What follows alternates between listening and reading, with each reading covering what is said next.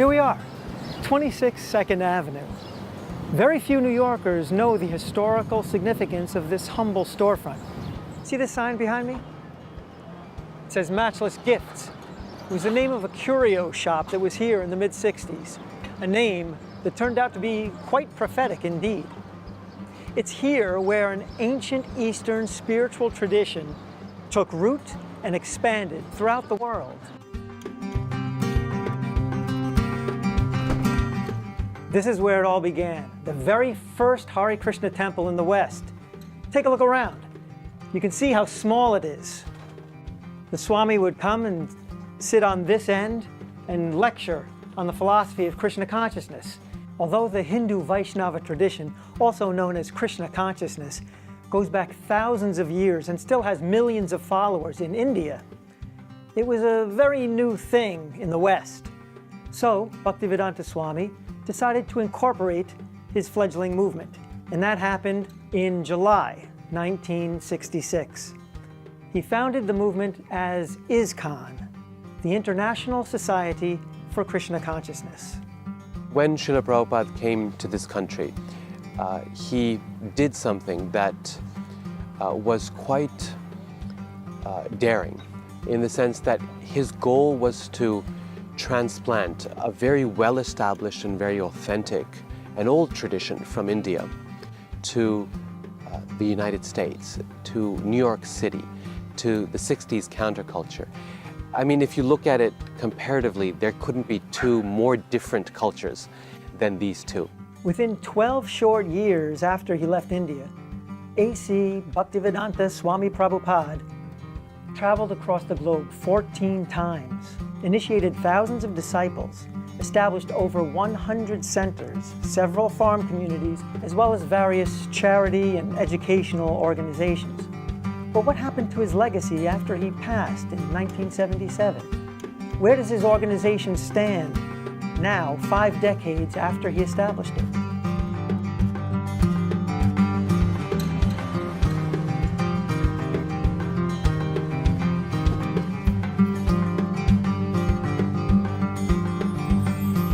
It was underneath this tree on October 9th, 1966, that A.C. Bhaktivedanta Swami Prabhupada held the first recorded outdoor chanting session of the Hare Krishna mantra outside of the Indian subcontinent.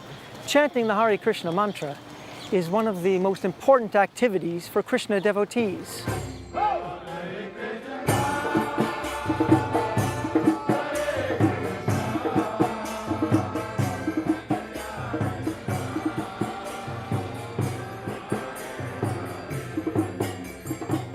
We've got lots of singers here, lots of musicians, and lots of dynamic people who want to share their joy and their happiness and the purity of Harinam, of Krishna's names.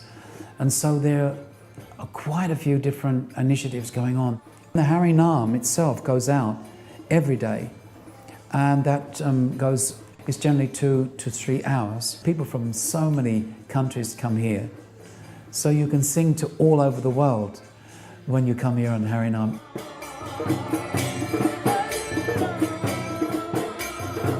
There's Kirtan London. Sometimes they hold 6 to 8 hour kirtans where they invite the general public, anyone who wants to come.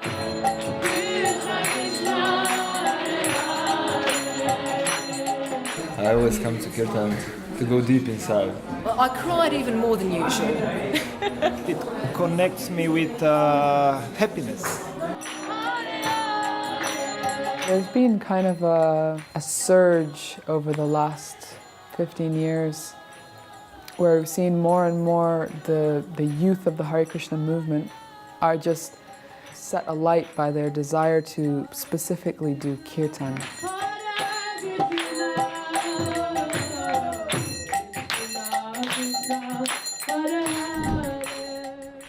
After years of planting seeds in the West, Prabhupada returned to India, and with the help of his American and Indian disciples, started building beautiful temples in the major cities and holy places there.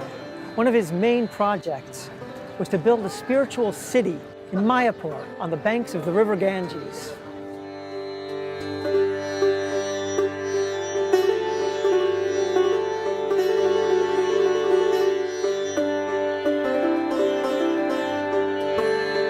Prabhupada was planning a project that was far bigger than ever had been attempted by anyone else. A temple like this has never been built for hundreds of years. We want to make this like a gem.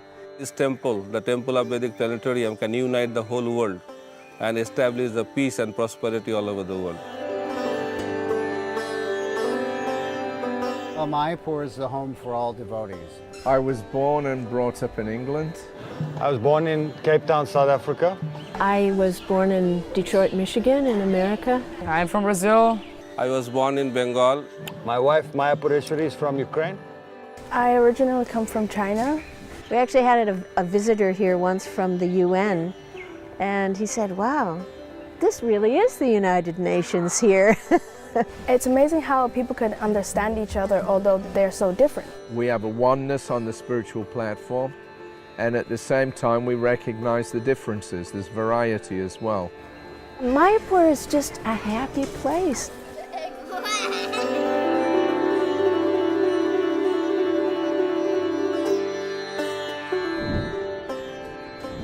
Back in the early days, most of the devotees lived and served inside the temple itself. Nowadays, most devotees have families and have regular jobs. Lawyers, doctors, bus drivers, even actors, like me.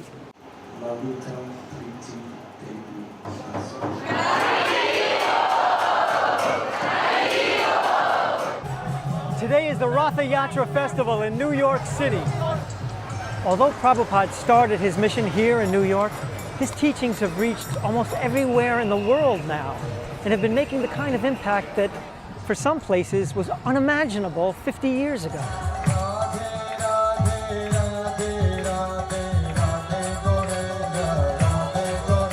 На самом деле, ни разу не была на таком концерте, поэтому очень понравился данный формат. Очень много эмоций получила.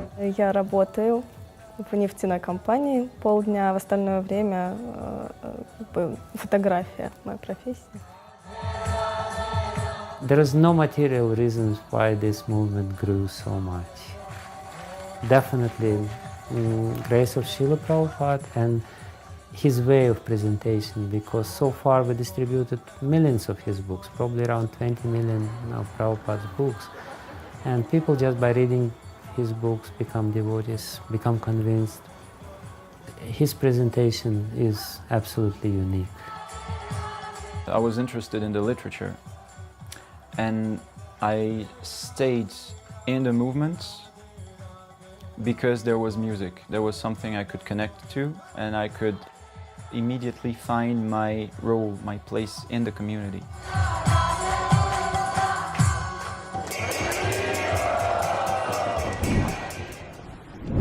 Behind me are a row of colorful tents. Inside of each of them is a different aspect of the central components of the culture of Krishna consciousness. Directly behind me is a booth called Books on Yoga and Meditation. They give the basis of our philosophy. Basically, that we're not this body, we're eternal spiritual souls.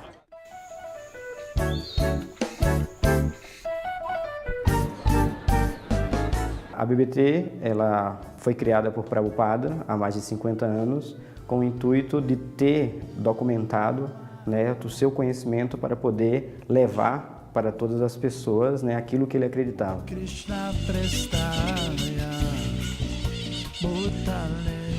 Minha maior alegria na vida é esse serviço de tradução, porque eu sei que eu não estou beneficiando só a mim, mas eu beneficio as pessoas que têm acesso a esses livros. E a tradução também tem uma vantagem, algumas vezes eu gosto de escrever também, mas na escrita talvez apareçam as minhas imperfeições, as minhas debilidades, mas quando eu traduzo o livro de uma pessoa completamente qualificada, como os Goswamis ou Prabhupada, eu tenho certeza de que eu estou sendo um instrumento de uma mensagem perfeita.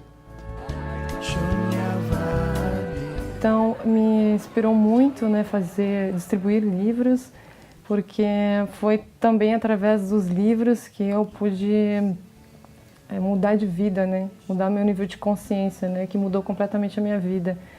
Então eu gosto, né, da ideia de oportunizar isso para outras pessoas, dar isso para outras pessoas, né?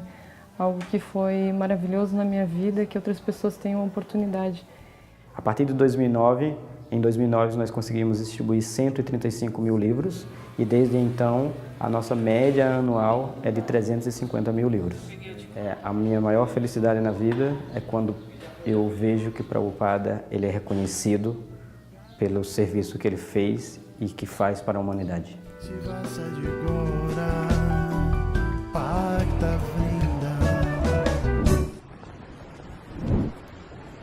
Vegetarianism is one of the most important aspects of a Krishna-conscious lifestyle. Devotees try to cause the least amount of suffering possible to other living beings. This is called ahimsa in Sanskrit. It's the principle of non-violence. Prabhupada and his followers have contributed tremendously to the fact that vegetarianism is much more popular now and has even become somewhat mainstream.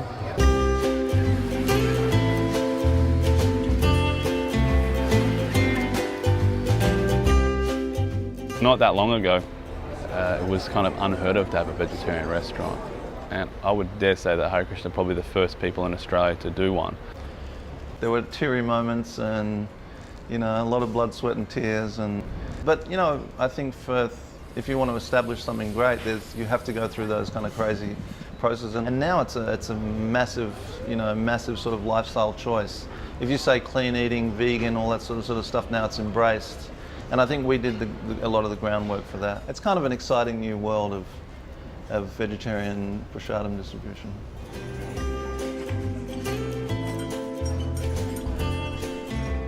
I always eat at Govinda's, just a natural routine.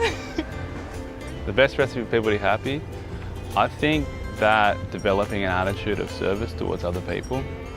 The reason we do what we do and we push every day is the reciprocation we get from the people we're doing it for. And every day they're coming in, we have people coming in multiple times a day even, and just showering with us appreciation and affection and love. I think the Hare Krishnas, that I know them anyway, are really integral to the community at James Street. I think they provide a really beautiful service and they make incredible food.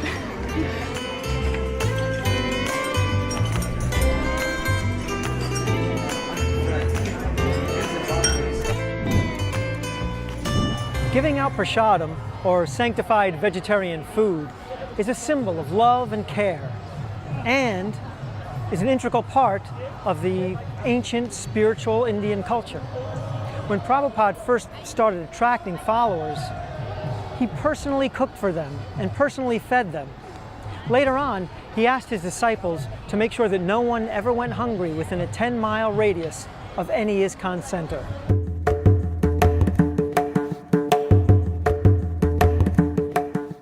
The Iskcon Food for Life is the world's largest free food vegetarian program which serves out holistic meals to people all around the world at its different centers. The Food for Life initiative in Iskcon Mumbai started in 1980s and is still going very strong, where a holistic meal is served to people every day, morning and evening.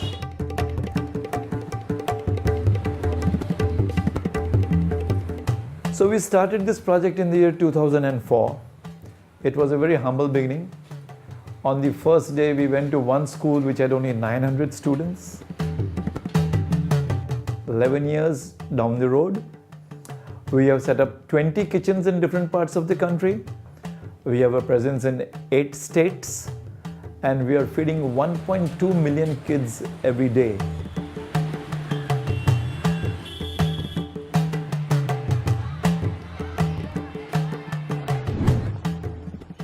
Although he started his mission in a big metropolis, Swami Prabhupada inspired his followers to establish farm communities, leading a lifestyle of simple living and high thinking. He taught them to respect nature and how to be self-sufficient, living off what the land and the cows provide.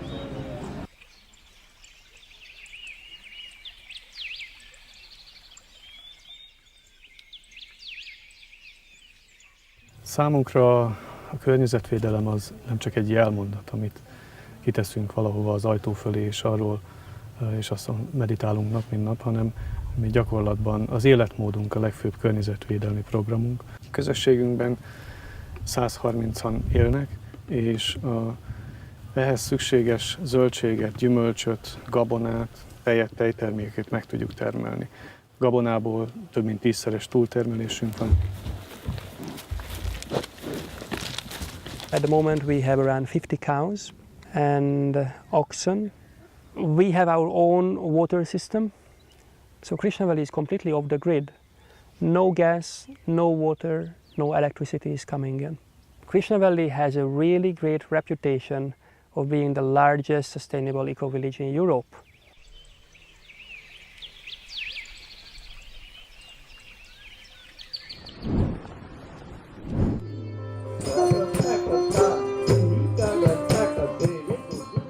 Well, the stage program is winding down. The younger generation is really stepping up, taking on more leadership roles within the society and the organization of running festivals like this one.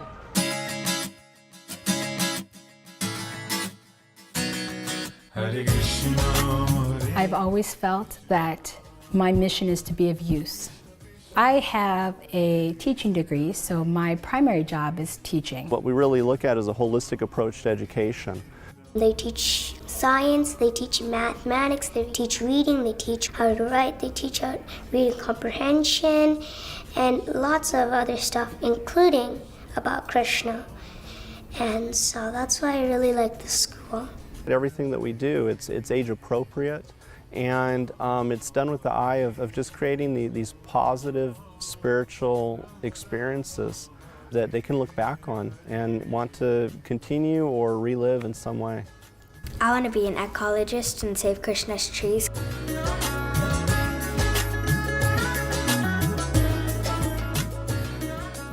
I think Iskcon's contribution to the world around us has to do with the fact that it provides an authentic spiritual perspective on many of the issues that face us in the world today. We live in a world that is technologically very advanced, that is scientifically very accomplished, and yet a world where people are seeking community, they're seeking heart, they're seeking relationships with other human beings, and are seeking meaning and purpose in their lives. And what Iskcon does, I think, is provide the opportunity, provide a pathway to finding that meaning and living it in a day-to-day way that is at the same time connected to our world around us and yet gives meaning and hope for something much greater than we human beings can imagine ourselves.